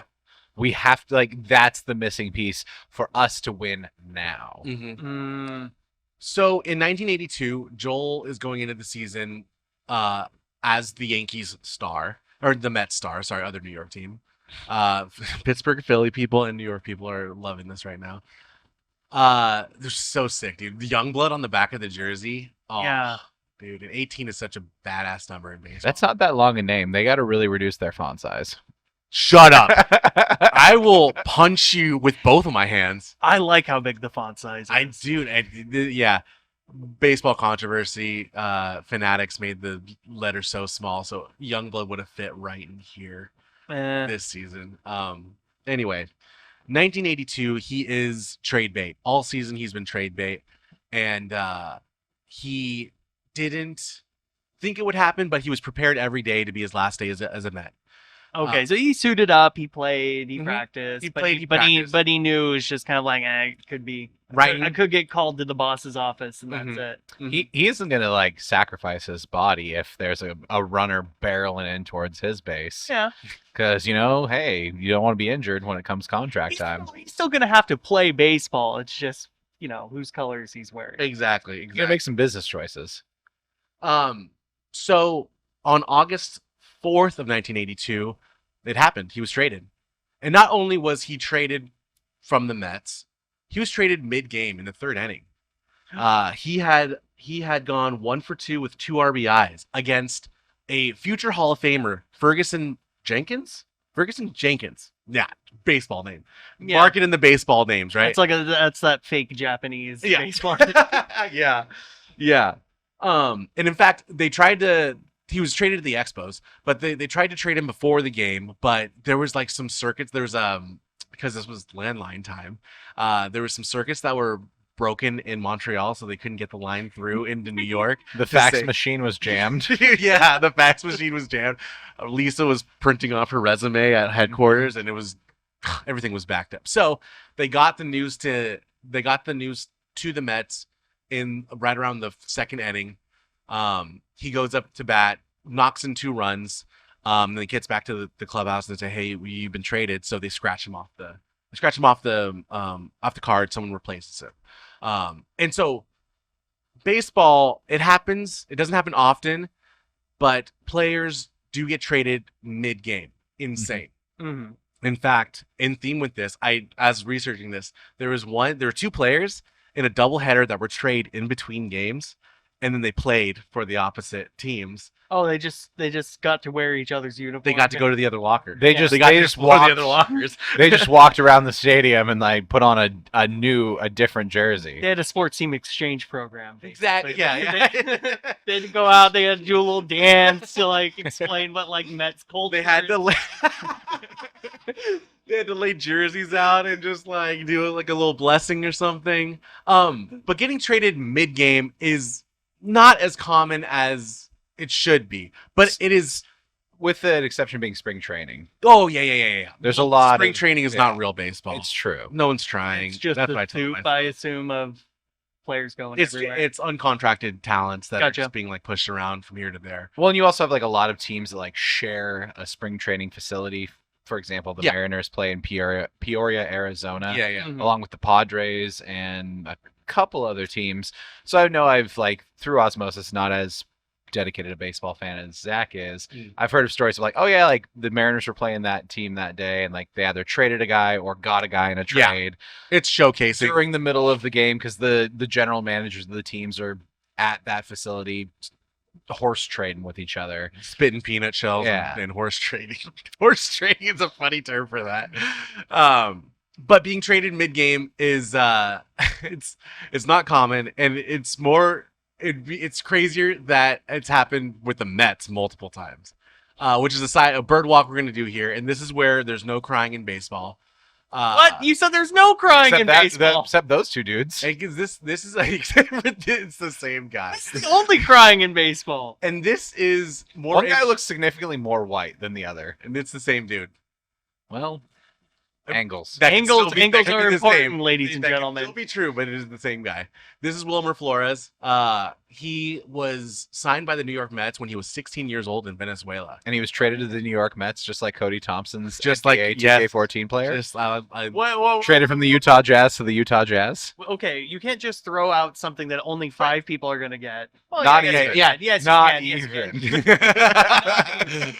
even. So Wilmer Flores, this is 2015, so this is the age of social media, and he's at the ballpark. It's around the 7th inning. I know the score.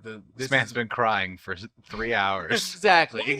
Okay. So Why is he crying? Why is the man crying? This man is 28, I want to say, and he's been with. Oh no. He's 24. He's been with this team for 8 years. Yeah. With this organization, and there's everybody. All the fans are aware that he's been traded to another team, and they're still bringing him out there to play the rest of the game. And all the murmurs, everyone's giving him a standing ovation, and he's like getting the hint. He's hearing it. He's a young talent. He could be utilized to trade him off to get this Mets team was in the buyout. Does he not know he's traded? Like news came out that like from the team's social media while he's like up on the mound. Not or the some team's shit? social media. In the industry of sports, it's called a Woj bomb, where the special insider tweets out this person's been traded to this team, and sometimes the players are finding out because this person is tweeting that out. This is what's occurring. Is Wilmer Flores No. Everyone in the stands knows he's been traded before he knew because he was on the field. The New York Mets haven't acknowledged this yet officially. The announcers in the booth are saying, "I can't believe they're still bringing him out there. Since he's been traded." Because they got to deal with the reality of it. Yeah, They're not. At They're some not- point, they got to pull the Band-Aid off. Yeah. And this is a kid that has built his entire life with the New York Mets to be just another chip that is sent off. This was a primetime baseball game, and all eyes were on New York at this point. But he went up to hit in the 7th inning, went to the dugout, comes back, and this is when you see him crying. He understood going into the dugout that this is probably going to be his last at bat. And when he comes out of the dugout, he's crying because he was told the trade actually didn't go through. Which is insane because he ends up going on a tear and the Mets go to the World Series because of this kid's passion of thinking he was leaving his childhood team, the team that gave him the shot. So the side note of He's crying from happiness. he's crying because there is no closure. I get to live to fight another day. This team that just about shit me off to God knows where. treated me like a piece of fucking It luggage. was Milwaukee, too. He was going to get traded for Carlos Gomez of the Milwaukee Brewers, who ended up on that team anyway, eventually. That's sweet, though. I And mean, that's- for everyone to bring it back to like everyone's giving them, standing applause, giving them, letting them bow out, but they don't know the show's over. It's a bit of a Tom Sawyer moment to talk about the theme of bilocation. Yeah. Right. A man who's in a casket, Whoa. but also in the rafters, watching everything unfold in front of him. That's a good tie back. That's a good tie in, man. But to tie back in, Joel Youngblood was traded to the Montreal Expos after that 3rd inning. That's the goofiest bat and helmet I ever saw. Just you wait. Just you wait till you see the other side of this batting stance. What do I have here? So he leaves the game in the 3rd inning. The thing about the Montreal Expos, they had a lot of injuries. And they just traded away some talent to get this talent. So they were now down even one more person on this road trip game that they were on. So they said, "Hey, mister, could you pretty please play for us tonight?" And Joel starts his day in Chicago playing against the Cubs and has to find a way to get to Philadelphia to play against the Phillies. So he does. And this is the timeline of his day going from Chicago to Philadelphia. In the 3rd inning, he's traded. Oh, this is a turnaround. He then goes to the hotel, books his flight because this is the time of landlines. You couldn't just like go on Expedia. You have to talk to a travel agent. You got to talk to a travel agent. He had to call American Airlines. And luckily, there was only one flight from Chicago to Philadelphia because this was also the 80s. Did I say 1982? This is 1982. So flights, you're not having you have metros, but you're not having the fucking hourly metro flight from A to B on your own discretion. He realizes at the hotel he left his glove at Wrigley Field, and he has to go back. Because everyone knows they don't have gloves in Philadelphia. And that is what he will fight. He said he's been playing with that glove since he was in high school, and he wasn't going to leave it in Chicago, and not for the Mets, too. I mean, don't get me wrong. Like, a baseball glove is a thing. Like, you got to It's break it the in. token. You got to oil it. It's You the got to thing. beat the shit out of it a little bit. And on top of the token of what it is. But, like, even still, like, a fresh baseball glove, they, like, ran down to the Big Five Sports in Philadelphia and bought him a new fucking Rawlings glove. Like, hey, you're not going to be as comfortable playing with that one. It would more likely be he'd have to wear somebody else's glove if you were to play, because there's no way. Like that's another landline phone call you got to make, and it's insane in this time. So it's 7:05. He caught the only direct flight to Philadelphia. 40 minutes later, the game starts. This math-wise, this is an hour and 50-minute flight, and he's crossing a time zone. I did equate with that. He did leave. Okay. He did leave at 6:05. Chicago Central, Yeah, on the just razor's edge of the central time zone. but that is still the game would have started at 6:41 Mhm. Chicago Central. Yeah. Time. So he still has an hour and 50-minute flight to get to Philadelphia, and he does in about 2 hours, 2 hours 30. He arrives at Veterans Stadium in the 6th inning, and in the bottom of the 7th inning, Joel Youngblood is put into the game to bat As a pitch hitter? as a pinch hitter. Okay. Yep. And that is where Joel fits in the zeitgeist of history because he's the only man to have played for 2 different teams in 2 different cities and get a hit in both games. As if that Interesting. sentence is not long enough. Every factor is its own historical stat. Only man to play in 2 different teams in the same day. Only man to get a hit in 2 different cities in the same day. Yeah. Look at this stance, though. Oh my God, what a working man stance. Like, buddy, you're gonna have back problems. No, like, yeah, you should be, like, dip a little lower, man. Your strike zone's so fucking big. And if it wasn't crazy enough to get a hit on both of these occasions, he went up against 2 Hall of Famers in these games. Both of these hits are off future Hall of Famers. And of course, Fleer made the card. Topps Yeah. made a card. And that is Joel's historical day. August 4th, 1982, only man to be in 2 cities at once. To bilocate into 2 different cities, stat card wise, in our history, in our retellings through only the notes of the game, you have a man that was seemingly in 2 cities at the same time. He left at a 3rd inning and shows up in a 7th. And so that all of these stories I want to do a short story essay episode, but really what did inspire it is our last story here.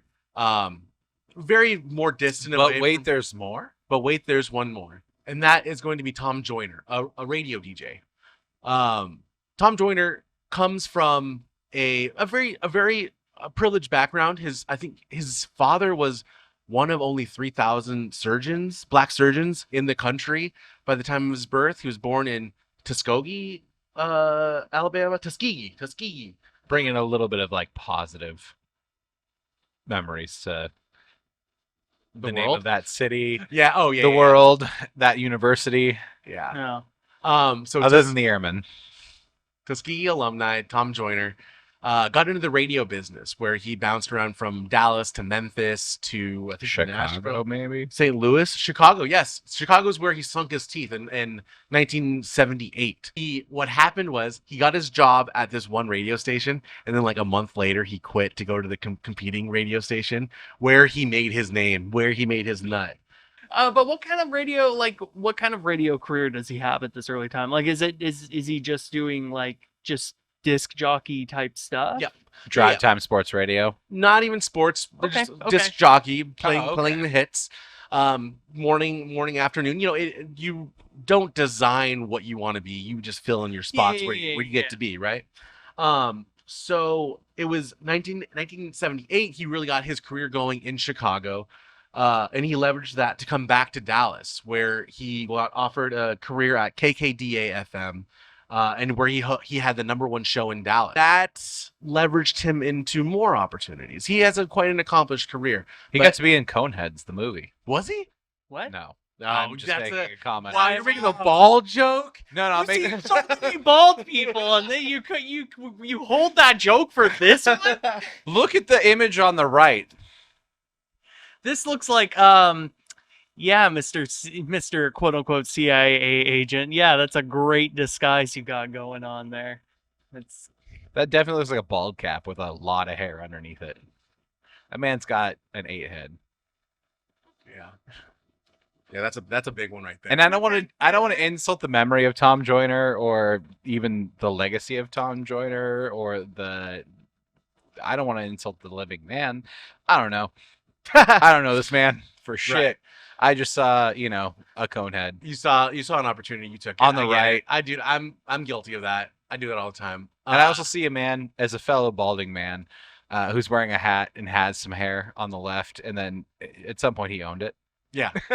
That's what he said. Yeah. So in 1983, he would leverage his Chicago career for another offer, or his Dallas career, #1 show in Dallas, for another opportunity in Chicago. He was offered another full-time afternoon job in Chicago, and instead of declining or taking one over the other, he decided to do both. So he was nicknamed the Fly Jock because he would start his days in Dallas and end them in Chicago. He would have an 18-hour day, 5 days a week, starting his day with the 5 to 9 drive time morning radio in Dallas, catching a 2.5-hour flight to Chicago, and then doing 2 to 6 p.m. After work drive time radio in Chicago, then catching a flight back to Dallas to rest, to start the whole thing over and over and over again. Holy shit! How long do you do this? Cocaine's a hell of a drug. Yeah, but He did this for 8 years. He accumulated over 7 million frequent flyer miles. And as we talked about with travel agencies, he worked a deal. He paid a $30,000 fee to have a guaranteed round trip flight from Dallas to Chicago 5 days a week For the rest of his life, or for the 8 years. yeah. After 1993, he called it. He said, this has been a long time. His quote was, "When I screw up the call letters 10 times in a row on the show, that's when I know I'm burnt out." And I don't know if that's how it ended, because I really couldn't find much information on the man that was in 2 cities in the same day for 8 years. All I found was this CBS piece that just documented, they did a ride along with him on his first day in Chicago. Small window into his life, Mhm. sort of a deal. Mhm. So then at 1993, ABC Radio gave him his own nationally syndicated show, and that's when he decided to retire from doing the 2 cities in once. He became omni-locational. Exactly. He's national. Exactly. Yeah. Which is kind of where I did want to end, is like the technology advanced past his need to physically be in 2 cities at once.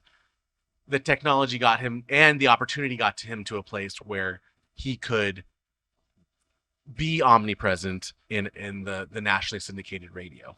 The homogenization of national media. Exactly. And I think that's it, guys. I think that's the last slide. Yep. That's Wow. it. That's all, folks.